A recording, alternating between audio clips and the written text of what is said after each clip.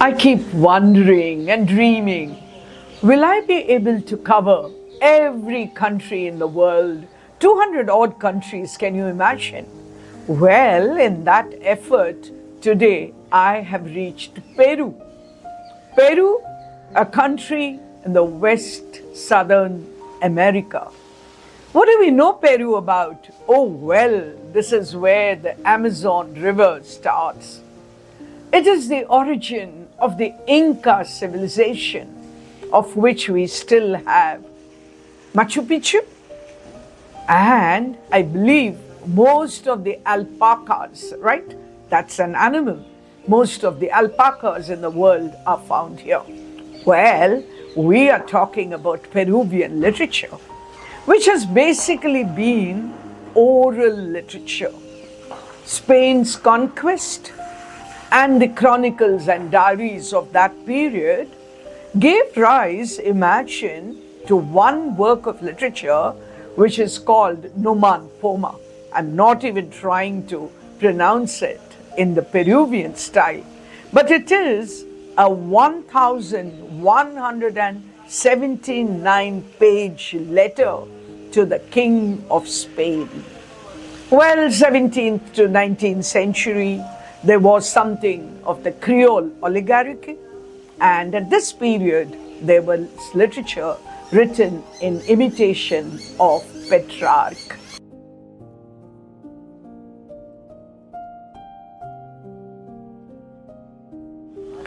The poet is Sandro Chiri. Chiri, Kiri, pronounce it as you will, Chiri. Born 1958.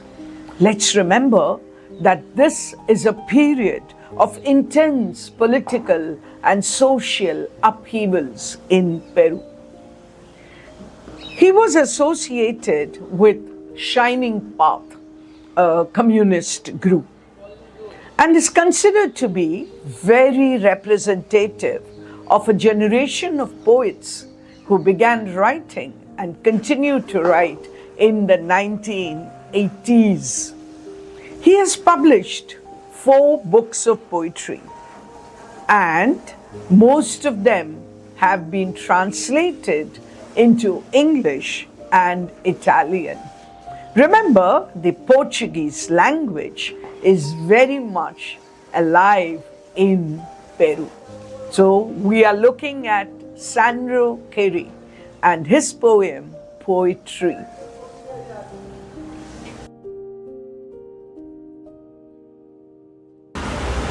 Poetry.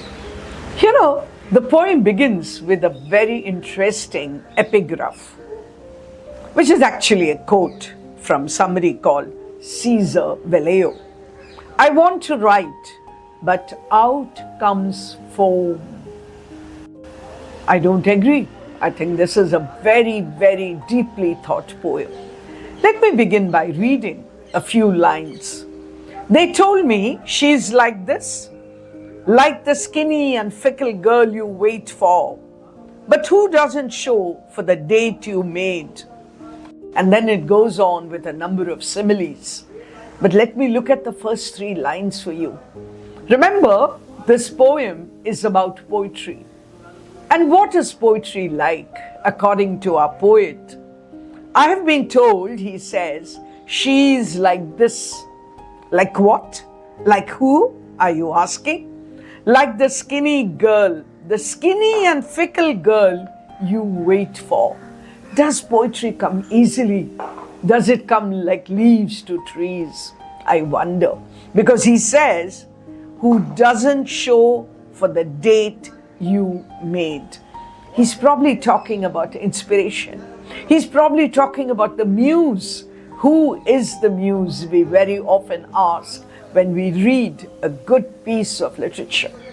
And so he goes on with more and more similes and metaphors. Or like the glass of water we knock over on accident. and it spills over our only decent pair of pants. With a little imagination, remember that fickle girl didn't turn, and you are waiting for her, probably at a bar, at a cafe, at a restaurant, what you will. So what is she like? Or the glass of water we knock over on accident and it spills over. Where does it spill over? Not onto the floor, but onto the only decent pair of pants. Or, and we go on with another simile, like the telephone number we ruminate on uselessly while the bus takes so long at night. Should I call her? Should I not call her? Will the bus come? Will the bus not come? Will I reach my date? It goes on and on. But look at the uncertainty that the poet is talking about. Or, like your first girlfriend that you run into, defiant and made up after years. That is gone. That moment is gone. You thought she'd be your girlfriend. She probably didn't become your girlfriend. She is someone else's girlfriend. And now you run into her years later. And where do you run into her? In an old bookstore. Perhaps, and you're thinking, you really don't know, perhaps divorced and happy. A lot of imagination goes into the poet's mind when he comes across his, what we call, ex-girlfriend. Or, like a stubborn piece of gum clinging to the side of our shoe and suffocating us silently. I think this is something we've all experienced. Nothing is as stubborn as that little piece of gum. You know, in some countries in the world, it's a crime. You can be arrested if you spit gum. But it goes on in some parts of the world. But here, we are talking about, remember, that imagination which will help you create poetry. What is it like? Like a piece of gum, stubborn piece of gum. Or maybe like the violent grey rain in spring that cusses and flees. It comes and it goes. Or like the car that nearly runs us off on an inhospitable and deserted road.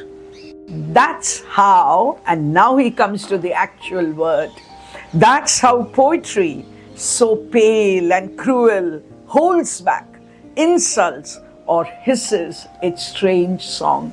Is it easy to write poetry? We as readers, we don't know what the poet has gone through, but that is what this poem is about.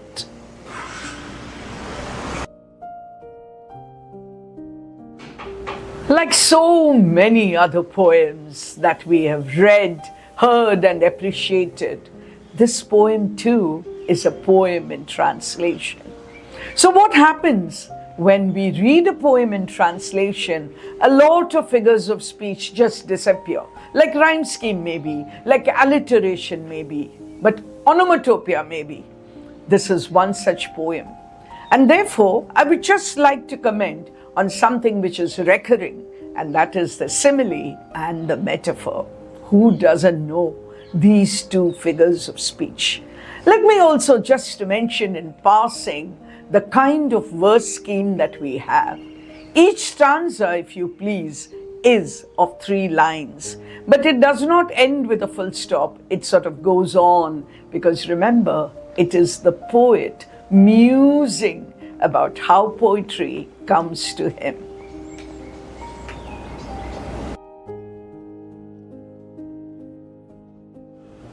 Lost in translation is a phrase that we keep hearing and probably saying also, because so much of world literature can come to us only through translation. And then when I read this poem, when I was searching for poems from different parts of the world, I looked at this poem and I wondered, what if I could read it in the original? What if I could read Portuguese, or maybe or French or Italian or Greek or what have you? I'm only talking about the European languages. Well, this poem just held me, because it is about the process of the writing of poetry. People have called it like, coming out of the deepest recesses of your body, of your mind and heart. So here's one such poem. Happy reading to all of us who are lovers of literature, whatever language it may be in.